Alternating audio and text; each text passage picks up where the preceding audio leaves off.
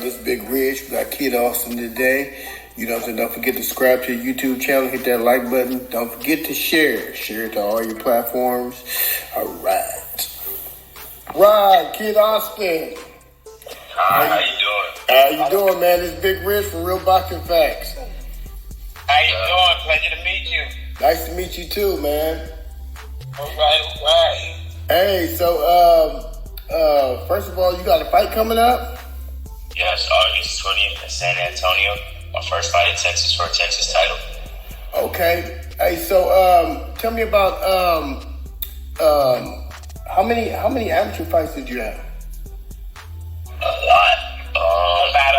It has to be well over about 180 fights or more than that, because we have won 160 wins, about 12 losses. Okay. So 160 amateur fights, that's a lot of fights. No, that's 160 wins. That's 160. Oh, woo. That's up there with Lomachenko. Yeah. So tell me this. What is one of your favorite fighters that you ever look to, like when you was growing up? Because I noticed your style. You got a really good style. I know you come from Jersey, and you look like you got a very solid, well trained. It look like you very, very trained. You know, in a way like those Jersey boxers. I would say Sugar Ray Robinson or Marvin Hagler. Yeah, that era right there. So, the fighters that's out there nowadays, they have, this thing where, they don't want that smoke. It's like they like really, really picking and choosing who they want to fight. You know what I'm saying? What kind of legacy are you trying to promote? I mean, to be the greatest boxer of all time, you gotta face the greatest, and you can't be the greatest fighting, cherry picking. So, my goal is, and what I'm gonna be, is the greatest boxer of all time. And I want to fight the best. I think everybody's just worried about a loss. Scared to take a loss, but one loss don't define your career. That's right. Oh, that's real. Hey, so is there somebody else on here on the line?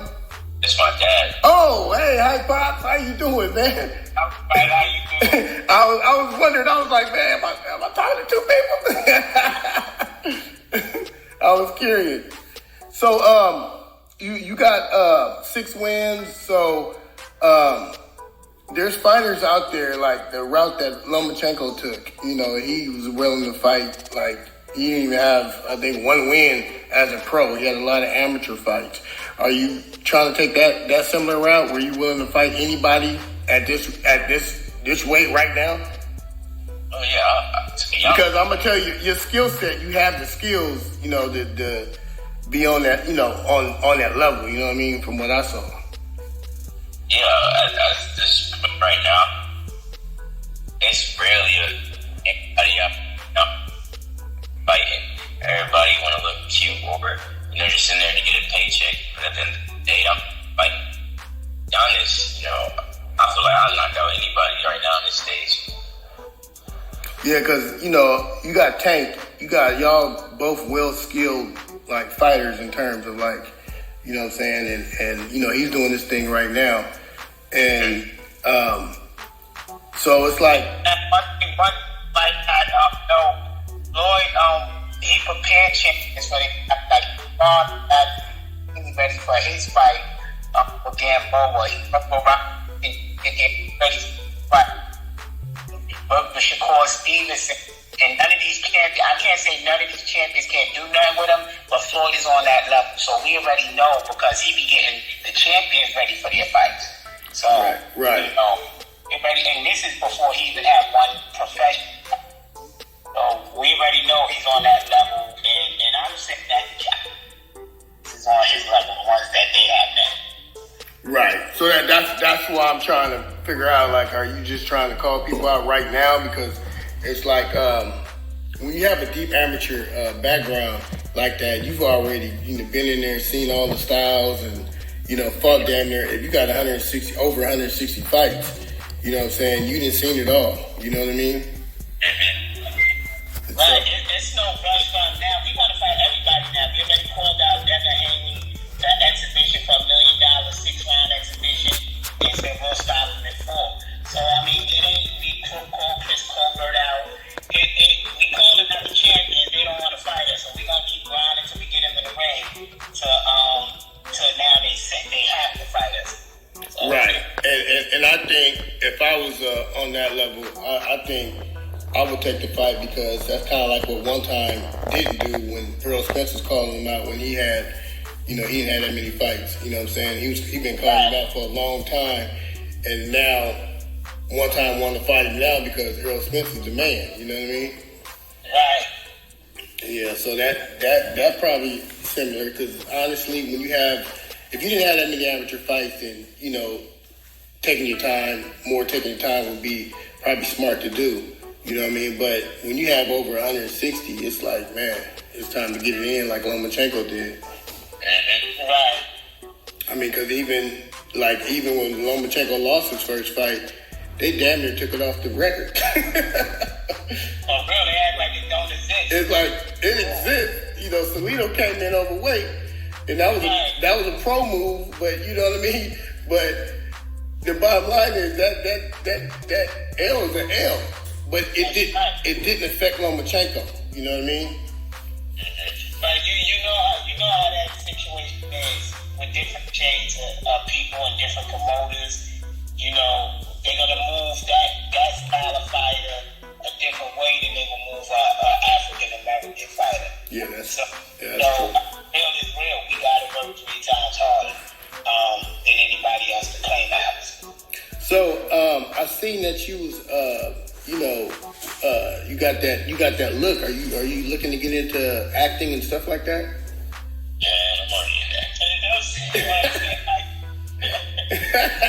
Hey, cause you know what I mean. They always be needing, people that's got that look.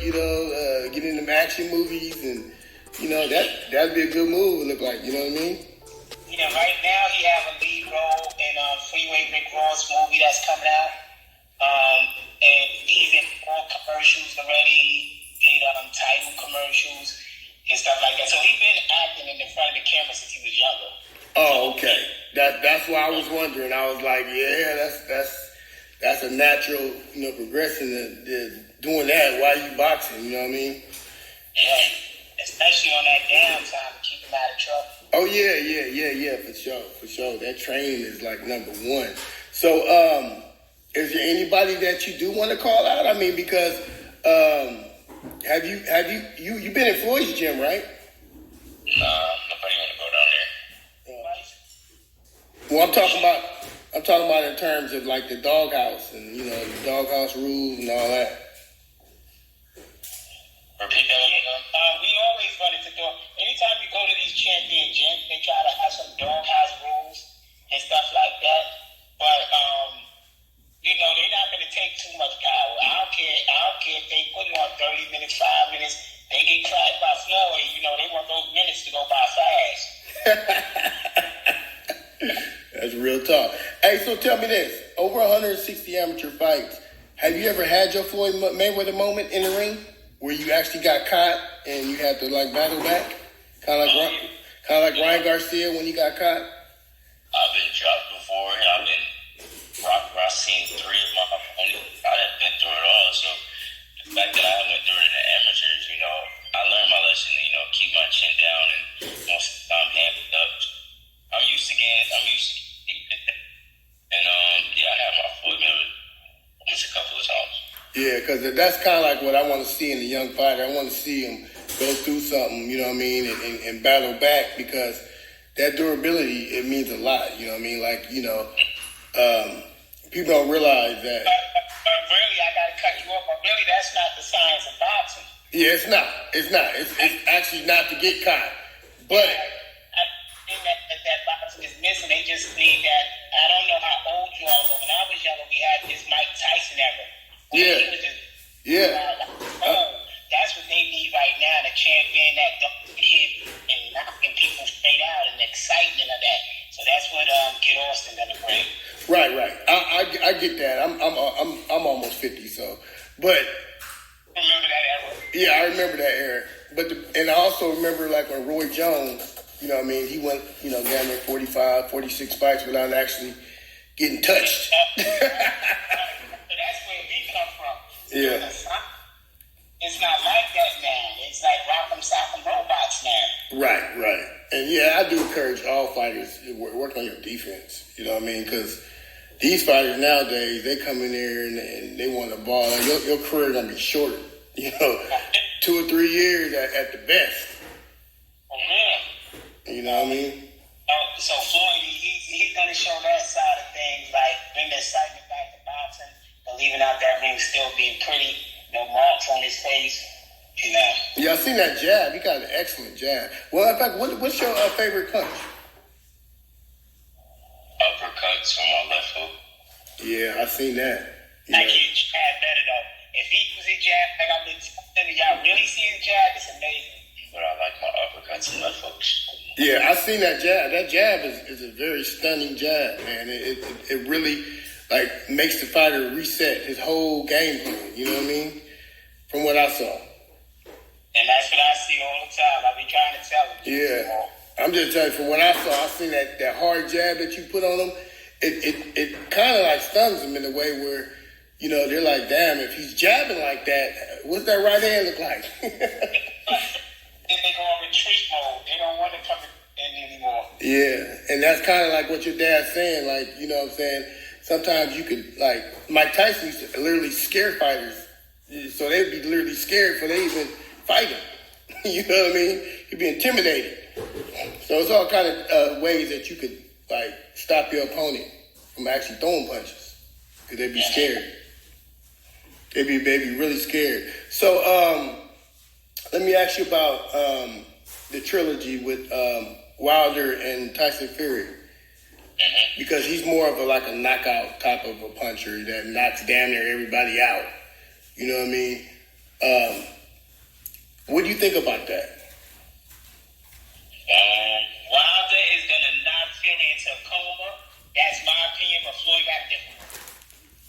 Wilder, as soon as he hit it, you know, Wilder did it. Okay, so you think he's gonna go back to his old way of boxing after he get hit hard? Yeah, I think so, because he has so many years of stuff wrong. Yeah, bad habits that, like, you know, it's gonna come back. They all gonna come back when he gets hit harder, when he gets in a difficult situation. Do you think Wilder? Do you think his because they say he didn't like to train? So do you think now that he's training and he's doing the road work, do you think that's gonna make a difference in the fight? He is gonna knock the coma. I think of Joe. Now, that is just in my opinion. So, you know, if Wilder proves me wrong, you know, I can't hate on the man. He do what he has to do. But I got Fury for that fight.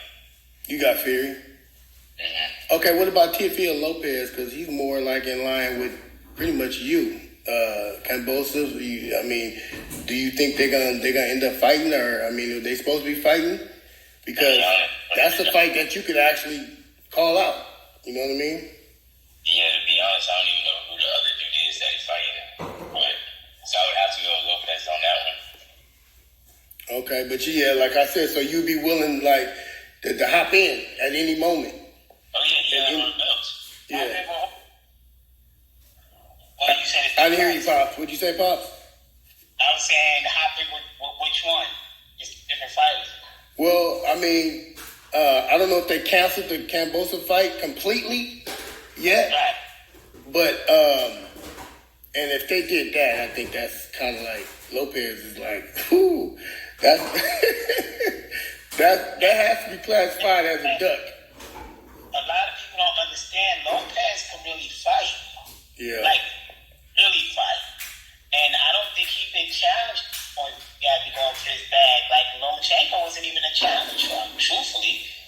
He didn't have to really even get into his bag of tricks. So I don't really think that none of them that's out there, including this guy, is going to beat Lopez.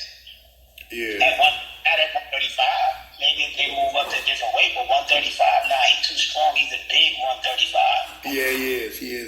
He could actually be fighting at 140.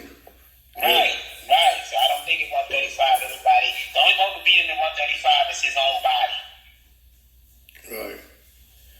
Yeah. So. Yeah. So man, I see you in there, man. I mean, honestly, when I looked in, I seen your skill set, and I seen that you pretty much got that solid fight style. Well trained. You know what I mean? And you had all these amateurs. It's almost like what I'm saying, that I would definitely like to see and pay and see a fighter like you get in there with the tops, because at this point, everybody else don't want to fight nobody anyway. It's like everybody's scared to fight each other. So shit. I want to see somebody get in there that ain't scared. Right. Shit, I'd rather see that fight than to see people fighting cab drivers and sparring partners and all this other stuff. You know what I mean? I want to see some. I just want to see the era change to where the best fought the best. You know what I mean? To be honest with you. Yeah. And from what I've seen from you, it's kind of like you're not really scared and you really ready to fight everybody. I love fighting. That's all he know. Yeah. Since he was 8, all he knows is fighting. And that's real talk. So, Pop, you used to fight, right? Yeah, I was a second generation fighter. My father used to fight. He said I used to train. Well, your pops did what I did. I used to box. You know what I mean? So I fought out of the East Oakland Boxing Association. With my trainer Paul Wright. He was part of the Super 7 with Customato back in the day. That was my trainer Paul Wright. But it's one of those things, and that's what I was going to ask you. What made you want to get into boxing? Because you say you've been boxing since you was 8 years old, but what made you want to get in there when you first got in there? Yeah. I got to answer that question. First, he started boxing at 2. He started competing in it. And the reason he got into boxing is that's all we knew. That was our lifestyle. And to this day, that's our lifestyle. And so that's the only thing I could give him that my father gave me was the sweet science of boxing. Oh, that's a beautiful thing. Only for boxing. Oh, that's beautiful. So you started fighting when you was 2? Hey, I think that gotta be a world record. Yeah, I'm a boxing coach and was a fitness trainer, so I'm a single parent, so I used to have to bring the playpen in the gym with me. Oh, okay, I get it now. I get it. I just retired from being a public coach and fitness coach. So this is like he stayed in the gym from 2 years old, even to now he's still in the gym. Oh, okay. So, in terms of young fighters that get caught up in, partying and the expensive cars and, all the, gold and glitter and all that, are you that type of fighter? Nah, I ain't gonna say it's real stuff, but that's not something I would indulge myself to, because there's really no point. What do I get out of partying, drinking, spending my money? Like, be honest, that's crazy. That's right. I mean, it's good to have nice stuff when you work hard for it. Of course, you can reward yourself with stuff. But when people get lost, I'm not even trying to experience, right? Get lost in it. So I choose just to stay in the gym and my family. Yeah, that's real. Because honestly, if you get a fight like a Pacquiao fight, and after you get done fighting Pacquiao, you should be able to retire. Yeah. But yeah, but some of these guys, man, they didn't have a fight with Pacquiao, and they back on the circuit. I'm thinking in my mind, damn, I know you at least got $4 million. Yeah. But some of them, that starts at home. Some kids, it wasn't the dad have a dad, but their dad didn't have a dad to teach them, the lessons that a man's supposed to teach home. So I think it falls as fathers. Sometimes we shortchange the kids. Sometimes we walk by these men, and I can say this as a boxing coach. I have to be the father to so many young guys that come in that male figure in their life. And so I think it starts at home. If all of men reach out to some of these younger men, they can. So I'm gonna ask you a couple of pretty, lightweight, hard questions. So your relationship with your dad, because it always goes down, with dads that trains their sons, that at some point the son wants to, not do his own thing, but kind of want to get from under that umbrella. You know what I'm saying? Have y'all had that moment yet, or have y'all had like disagreements in the camp? You say yet. Right, because we don't have yet on that one. I mean, father and son relationship, there will be disagreements. There will be misunderstandings. There might be even arguments, because that's just a father and a son. But at that day, that's your dad. I mean, the only time we're going to split up is when we both retire from boxing, and we still going to be living by each other. Right. It ain't, because I don't think it's kind of crazy like this. Like, me and him went through like 200 battles together. So only I know this weapon I created. I know what I programmed in him subconsciously. I created that. So how can somebody try to take the creation and think they're going to know how to utilize it right? There's certain things I programmed in his head. I'm not calling out. Subconsciously, he know how to react to it. They won't know how to use the weapon. That's real talk, because what I saw when I was growing up in my age, me and your pop's age, I seen when Mike Tyson got from how he was. Well, we won't say programmed, because we're not gonna say that they robots. Oh, it was right, programmed. But what was put into him, and the people that he had around him that had that same, code. And then when it switched to Don King, it was like night and day. It was almost like Tyson was just going off his talent that he had, which was knocking people out, instead of doing the boxing things that got him there. And that can't happen, especially as a young fighter, when that hundreds of millions of dollars come in the picture, people change, they really do. I see it every day when, I'll be doing media events, and I'll be with a lot of different camps, I'm with a lot of different camps, so I didn't seen kids grow up and then change who they were, The humble kid turning, once the money came in the picture, you literally can't even contact them no more. You know what I mean? Going to daddy. If daddy is in their life and how their daddy upbringing is. Right. Because at the end of the day, he's always my son, and he's always raised with respect and how to carry himself. And he's been programmed for these moments when the people in 100 and the snakes come and everybody trying to sell him dreams and the fake smiles. He already been programmed for that lifestyle. And just rest assured, champ, they're gonna come too. Like your daddy said, they coming. You know what I mean? Because as more visual that you on, because I seen you on Instagram, so the more visual that you get, and then people start seeing your talents, and they start plotting against you, bro. I mean, it not plotting against you, but everything is about what they can get out of it. You know what I mean? And that's where my dad come in handy. That's real talk, man. That's real talk. How can the people get a hold of you? Like you got Twitter, you got Instagram. What you got? What are your thing that you do? My Instagram is kid_Austin1. My Twitter is my Twitter is kidAustin11. My Facebook is Floyd Schofield III. And if the ladies trying to talk to me, shoot. Hey, them ladies, man. Hey, that's the other snake. What your dad was telling you. That's the other part of that snake, boy. Believe it or not. Mm-hmm. But Pops, how can they get a hold of you? Like, I know you say you retired from training, but as your son popularity gets huge, you're gonna have major fighters coming at you trying to get trained. Oh yeah, my dad left the room. Okay, so he's no longer training no more. Oh no, he left the room right now. Oh, he left the room. Oh, okay. So, well, you can answer for him. You think he would train because people want to get a hold of him? And how can the people that's trying to get a hold of him get a hold of your dad? Man, they can't, because he don't got nothing. He is old and he don't got no social media. So. Okay, well they'll have to all go through you then. Yeah, they gotta go through. And if he's like somebody that's real dedicated to the sport, whether new or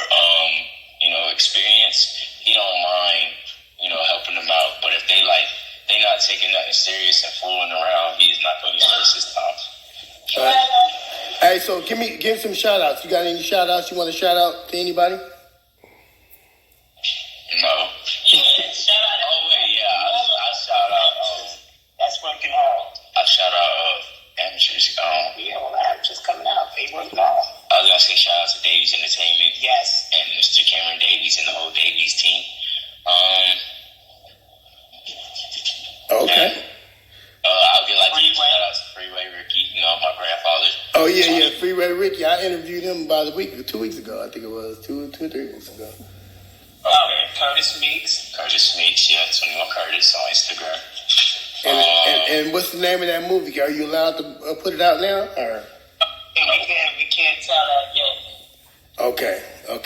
Yeah, because I asked Ricky about that, and he kind of said the same thing. I can tell you one thing, they're about to have a meeting on Thursday, plugging in some details. So I'll try to sneak some to you via message. Okay, and let me ask you one more thing before we go. Is there any other talents or any other things that you want to do besides boxing and acting? Man, I got it all. I'm like the full package. No, if there's anything else you want to do. Oh, yeah, I want to I didn't hear you. What'd you say? I want to learn how to sing. Oh, you want to be a singer, like R&B? Yeah. Yeah, he want to battle Chris Brown.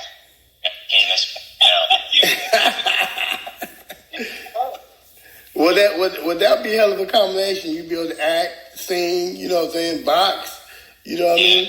But right now, he just got to focus on boxing. I might do a Roy Jones and, sing. You see what happened to Roy Jones? No, Hey, Kid Austin, you got that name from Texas, right? Oh, yeah. Okay. So y'all, how long y'all been in Texas? I forgot to ask you that. Well, physically, we've been in Texas a year and a half, but our heart has been in forever. Okay. So your whole upbringing was in Jersey, though, right? No, I was just born there. You really from where? Atlanta. Oh, ATL. Okay. That's where he was raised at. He was born there and he grew up. I think he moved about 3 years old. He moved to Atlanta, Georgia. So he's really from Atlanta, Georgia. Okay. I got you.